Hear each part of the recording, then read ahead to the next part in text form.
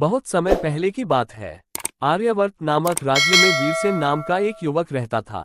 वह पढ़ा लिखा था, बलवान था, पर एक कमी थी, वह जल्दबाजी में निर्णय लेता था। उसे लगता था कि तेजी से फैसला लेना ही बुद्धिमानी है। एक दिन उसने बिना सोचे समझे किसी की बातों में आकर अपना सारा धन एक व्यापार में लगा दिया। कुछ ही महीनों में वह व्यापार डूब गया। वीरसेन को बहुत पीड़ा हुई। उसे पहली बार एहसास हुआ कि ज्ञान होते हुए भी वह समझदार नहीं है। दुखी होकर वह एक प्रसिद्ध संत महर्षि नीतिकेतु के आश्रम पहुंचा।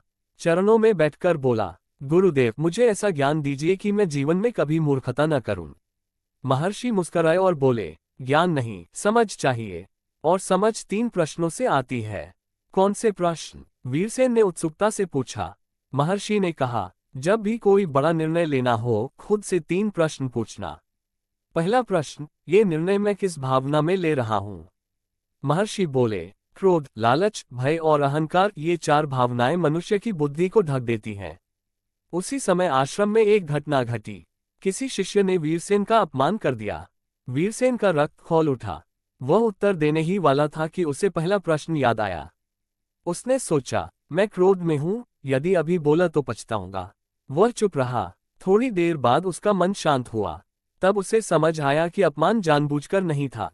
वीरसेन ने सीखा, जो भावना को पहचान लेता है वही खुद को संभाल लेता है।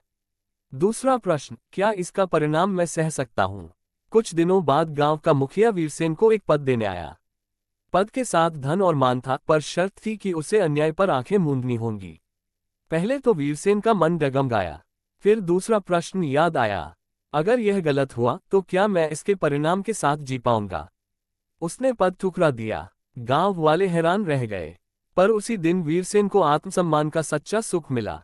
उसने जाना, समझदार वही है जो परिणाम से नहीं, अंतरात्मा से निर्णय ले। तीसरा प्रश्न, क्या ये निर्णय आज के लिए सही है या जीवन भर के लिए?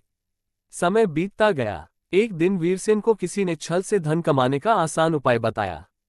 लाभ तत्काल था, पर भविष्य अंधकार में। तीसरा प्रश्न उसके मन में गूंजा, ये निर्णय पल भर का है या जीवन भर की छाया डालेगा? उसने उस रास्ते से मुंह मोड़ लिया। कुछ वर्षों बाद वही व्यक्ति राज्य का विश्वसनीय सलाहकार बना, क्योंकि लोग जानते थे कि वह सोच समझकर बोलता और करता है। अंत में वीरसेन फिर से महर्षि के पास गया और बोला, गुरुदेव, अब समझ आ गया कि समझदार बनने का रहस्य क्या है। महर्षि ने कहा, जो बोलने से पहले सोचता है, जो लाभ से पहले परिणाम देखता है, और जो आज से आगे का जीवन देखता है, वही सच में समझदार होता है।